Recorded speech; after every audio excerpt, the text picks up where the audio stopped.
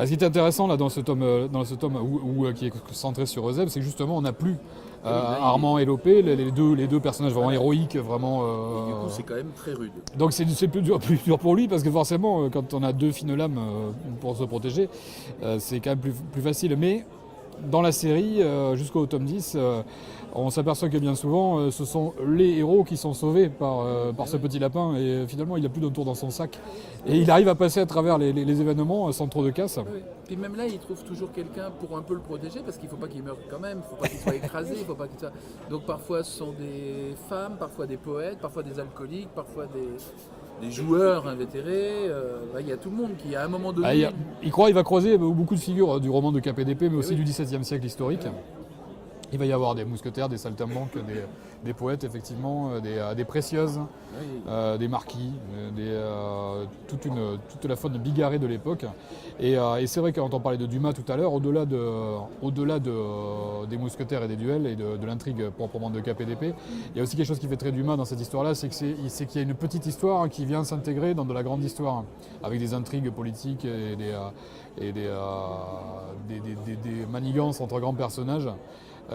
Qui viennent en parallèle d'un récit ou plus centré sur des héros avec des péripéties plus, qui ont moins un lien avec la grande histoire. Et ce cocktail-là, on le retrouve chez Dumas, et ça s'est fait quasiment tout seul avec cette histoire de Zèbre, parce que justement, au bout d'un moment, mettre tout le temps en scène ce lapin et suivre ses péripéties, bon, ça aurait pu être lassant si c'était trop linéaire, donc il fallait que ça s'entrecoupe avec d'autres intrigues, et c'est justement là que est apparue comme évidente l'idée de mélanger ça avec des intrigues politico-mystérieuses. Tout ça, évidemment, dans un cadre historique à la fois très documenté, à la fois vraisemblable, mais à la fois complètement fantaisiste, puisqu'on est au XVIIe siècle, mais on ne sait pas de quel roi on parle, de quel cardinal on parle. On est dans une période un peu floue, mais qui est volontairement floue. Ouais. Mais ce qui est intéressant dans la série, et je dirais quasiment depuis le début, c'est qu'à la fois celui qui veut regarder de très près les détails, les références, il va les trouver et puis il va dire ça vient du théâtre, ça vient de la réalité, ça vient de telle version de l'histoire. Et puis celui qui veut lire que l'histoire et se laisser porter par les personnages, il peut aussi, c'est-à-dire qu'il y a un peu une double lecture. C'est l'idée qu'on avait dès le départ, à savoir, là je suis content parce que tout à l'heure on était en séance de dédicace avec Jean-Luc Masbou et on a eu encore le témoignage d'un jeune homme qui a commencé à lire de Capet de Crau quand il était gamin et qui nous a dit je lisais quand j'étais enfant et j'aimais bien l'histoire et les péripéties, et maintenant en le relisant plus tard je redécouvre d'autres facettes, et ça nous touche beaucoup parce que c'est une magie qu'on a pu ressentir en lisant certaines bandes dessinées dans notre enfance, puis notre adolescence, puis à l'âge adulte, comme par exemple Astérix.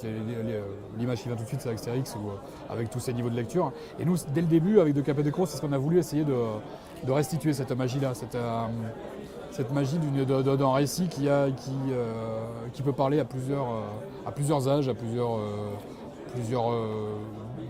types de personnes. Voilà. Ce 11e album, il y a beaucoup de lecteurs qui ne l'ont pas vu venir à proprement parler. Pourtant. Comment il est vraiment venu? C'est-à-dire à quel moment vous avez dit il va venir, il sera là? C'était autour du tome 3 ou 4. On a commencé justement dans les dédicaces en échangeant avec les lecteurs. On a commencé à parler, les lecteurs ont commencé à nous demander le lapin, pourquoi est-ce que ce lapin était condamné aux galères?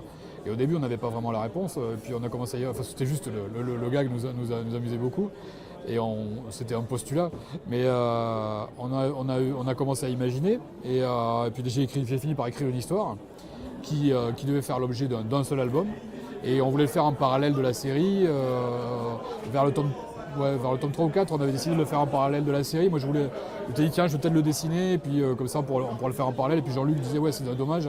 Moi, j'ai envie de le dessiner, ce truc-là. Puis on s'est dit, ça va, pour garder la cohérence graphique de l'histoire, il fallait que ce soit Jean-Luc qui le dessine de toute façon.